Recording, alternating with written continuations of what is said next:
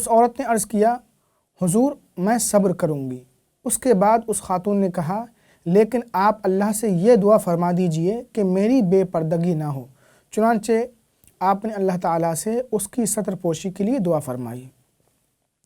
اللہ اللہ، کس قدر صابر و شاکر تھیں یہ خاتون کہ انہوں نے صحت کے بجائے جنت کو پسند کیا، دعا کی درخواست کی تو صرف ستر پوشی کے لیے نہ کہ شفا کے لیے۔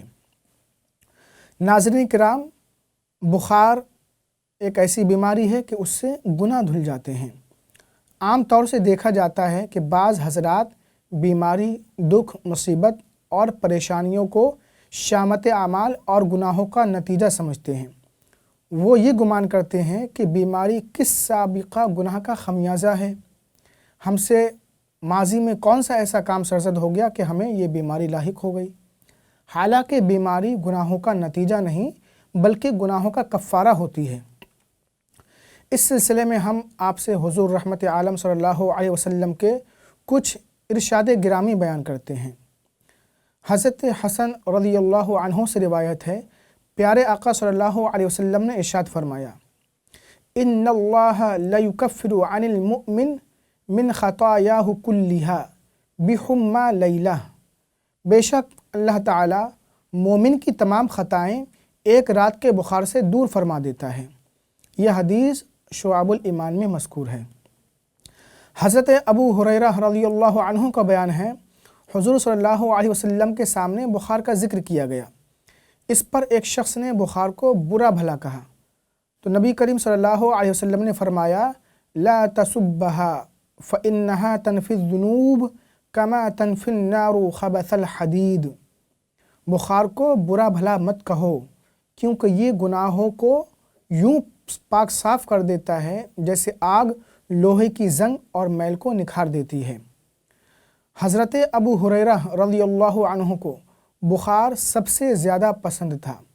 شعب الایمان ہی کی روایت ہے، حضرت ابو ہریرہ رضی اللہ عنہ فرماتے ہیں، ما من مرض یصیبنی احب الی من الحمى انہا تدخل فی کل عضو منی وان اللہ یعطی کل عضو قسطہ من الاجر، مجھے لاحق ہونے والے امراض میں بخار سب سے زیادہ پسند ہے کیونکہ یہ میرے ہر عضو میں داخل ہو جاتا ہے اور اللہ تعالی ہر عضو کے بدلے اس کا اجر عطا فرماتا ہے۔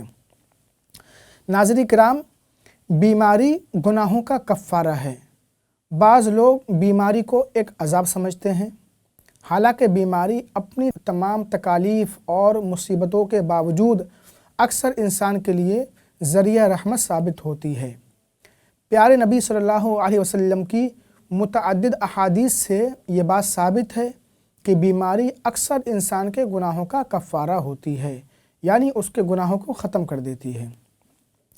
صحیح مسلم کی حدیث ہے، حضرت عائشہ صدیقہ رضی اللہ عنہا بیان کرتی ہیں کہ حضور نبی کریم صلی اللہ علیہ وسلم نے ارشاد فرمایا، لا یصیب المؤمن من مصیبہ حتی الشوکہ الا قص بها من خطایاہ او کفر بها من خطایاہ، مومن کو کوئی تکلیف نہیں پہنچتی یہاں تک کہ اسے ایک کانٹا بھی چبھتا ہے تو اس کے ذریعے اس کے گناہ معاف کر دیے جاتے ہیں یا اس کی خطائیں دور کر دی جاتی ہیں۔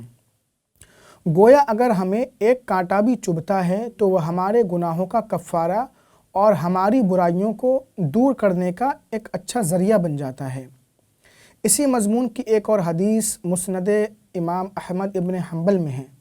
حضرت عائشہ صدیقہ رضی اللہ عنہا نے بیان کیا، اللہ کے رسول صلی اللہ علیہ وسلم نے ارشاد فرمایا، اذا کثرت ذنوب العبد ولم یکن له ما یکفرها من العمل ابتلاہ اللہ عز وجل بالحزن لیکفرها عنہ، جب بندے کے گناہ زیادہ ہو جاتے ہیں اور اس کے عمل میں کوئی ایسی چیز نہیں ہوتی جو گناہوں کا کفارہ بن سکے تو اللہ تعالیٰ اس کو غم اور پریشانی میں مبتلا کر دیتا ہے تاکہ اس کے گناہوں کا کفارہ بن جائے۔ ایک اور حدیث ملاحظہ کیجئے جسے امام مالک نے اپنی کتاب موطا شریف میں نقل کیا ہے، جس کے راوی حضرت یحییٰ بن سعید رضی اللہ عنہ ہیں۔ وہ بیان کرتے ہیں، اللہ کے رسول صلی اللہ علیہ وسلم کے زمانے میں ایک شخص فوت ہوا تو کسی نے اس موقع پر کہا موت کتنی اچھی پائی، نہ بیمار پڑا اور بغیر بیمار پڑے ہی مر گیا۔ یہ سن کر آپ نے فرمایا ویحک وما یدریک لو ان اللہ ابتلاہم بمرض یکفر بہ من سیئاتہ، تم پر افسوس، تمہیں کیا معلوم اگر اللہ تعالیٰ کسی بندے کو کسی مرض میں مبتلا فرماتا ہے تو اس سے اس کی برائیاں ختم کر دیتا ہے۔ ناظرین کرام، بیماری، دکھ، مصیبت اور تکالیف سے درجات بلند ہوتے ہیں۔ امام احمد ابن حنبل نے اپنی مسند میں ایک حدیث روایت کی ہے۔ اللہ کے رسول صلی اللہ علیہ وسلم نے ارشاد فرمایا اذا سبقت للعبد من اللہ منزلہ لم یبلغها بعملہ ابتلاہ اللہ فی جسدہ او فی مالہ او فی ولدہ ثم صبرہ حتی یبلغہ المنزل التي سبقت لہ منہ۔ بندے کے لیے علم الہی میں جب کوئی مرتبہ کمال مقدر ہو جاتا ہے اور وہ بندہ اپنے عمل سے اس مرتبہ کو نہیں پہنچ سکتا تو خدا تعالیٰ اس کے جسم یا مال یا اولاد پر مصیبت ڈال دیتا ہے، پریشانیاں ڈال دیتا ہے۔ پھر اللہ تعالیٰ اس بندے کو اس بیماری پر، اس مصیبت پر صبر عطا فرماتا ہے، یہاں تک کہ اسے اس مرتبہ کمال تک پہنچا دیتا ہے جو اس کے لیے علم الہی میں مقدر ہو چکا ہے۔ ناظرین کرام، اس سلسلے میں اور بھی متعدد روایات ہیں جن میں یہ بیان کیا گیا ہے کہ بیماری کے نتیجے میں خطائیں معاف ہو جاتی ہیں، گناہ ختم ہو جاتے ہیں، درجات بلند ہوتے ہیں۔ بیماری انسان کے اندر سوز و گداز، عجز و انکساری، خوف خدا اور آخرت کا خیال پیدا کرتی ہے، صبر و شکر کے جذبات بیدار کرتی ہے۔ مبارک ہیں وہ لوگ جو اس موقع سے فائدہ اٹھا کر اپنی زندگی سنوار لیں اور عاقبت درست کر لیں۔ ناظرین کرام، بیماری، دکھ اور مصیبتوں کا صلہ آخرت میں کیا ملے گا؟ آئیے ایک حدیث کی روشنی میں اسے سمجھتے ہیں۔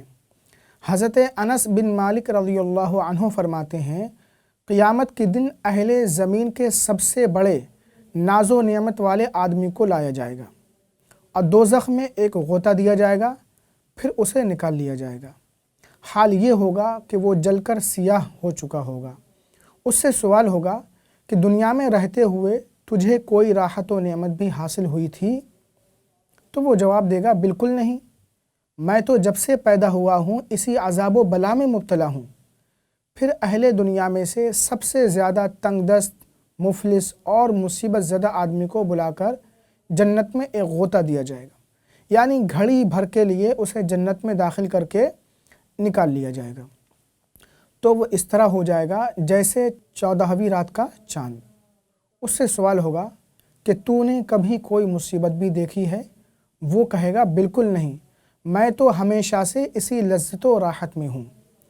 ناظرین اکرام، یہی وجہ ہے کہ حضرت رابعہ بصری رحمۃ اللہ علیہا کا طریقہ تھا کہ جب آپ پر کوئی بلا یا مصیبت نازل ہوتی تو آپ خوشی مناتی اور کہتی کہ آج اس بڑھیا کو دوست نے یعنی اللہ نے یاد کیا ہے، اور جس روز مصیبت نازل نہیں ہوتی تو آپ رو کر کہتی کہ آج کیا ہو گیا اور مجھ سے کیا خطا سرزد ہوئی کہ دوست نے اس بڑھیا کو یاد نہیں کیا۔ اب ہم بات کرتے ہیں کہ سب سے زیادہ مصیبتیں کن لوگوں پر آتی ہیں۔ چنانچہ حضرت ابو سعید خدری رضی اللہ عنہ سے روایت ہے، اللہ کے رسول صلی اللہ علیہ وسلم سے دریافت کیا گیا ای الناس اشد بلاء قال الانبیاء قلت یا رسول اللہ ثم من قال ثم الصالحون۔ مصیبتیں سب سے زیادہ کن لوگوں پر آتی ہیں؟ آپ نے ارشاد فرمایا انبیاء علیہم السلام پر، پھر صالحین پر، پھر درجہ بدرجہ ان لوگوں سے قرب رکھنے والوں پر۔ ایک دوسری حدیث میں ہے یبتلی العبد علی حسب دینہ فإن کان فی دینہ صلبہ اشتد بلاؤہ وإن کان فی دینہ رقہ ابتلی علی حسب دینہ۔ بندے کا دین کے ساتھ جیسا تعلق ہوتا ہے اسی اعتبار سے بلا اور بیماری میں مبتلا کیا جاتا ہے۔ اگر دین میں سخت ہوتا ہے تو بلا بھی اس پر سخت ہوتی ہے، اگر دین میں کمزور ہو تو اس پر آسانی کی جاتی ہے۔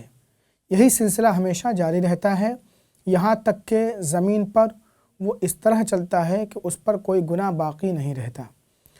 اللہ رب العزت سے دعا ہے کہ وہ تمام اہل اسلام کو بیماری اور آلام و مصائب پر صبر و استقامت کرنے کی توفیق عطا فرمائیں۔ ناظرین، آج کا ہمارا ایپیسوڈ یہیں پر ختم ہوتا ہے۔ اگلے ایپیسوڈ میں پھر آپ کی خدمت میں حاضر ہوں گے ایک نئے عنوان کے ساتھ۔ جاتے جاتے آپ سے گزارش کریں گے کہ اگر آپ ہمارے اس چینل پر نئے ہیں یا ابھی تک آپ نے اس چینل کو سبسکرائب نہیں کیا ہے تو جلدی سے لال رنگ کا بٹن دبا کر سبسکرائب کریں، بیل آئیکن کو بھی دبا دیں تاکہ اس چینل کے اپڈیٹس آپ تک پہنچتے رہیں۔ ویڈیو کو لائک کریں، زیادہ سے زیادہ شیئر کریں اور اپنے دوست و احباب کو بھی ہمارے اس چینل سے ضرور جوڑیں تاکہ آپ کے ذریعے سے انہیں بھی دین و سنت کی کچھ معلومات حاصل ہو سکے اور آپ بھی اجر کے مستحق بنیں۔ اب اجازت دیجیے، اپنا خیال رکھیے، دیکھتے رہیے اظہار چینل۔ السلام علیکم ورحمۃ اللہ وبرکاتہ۔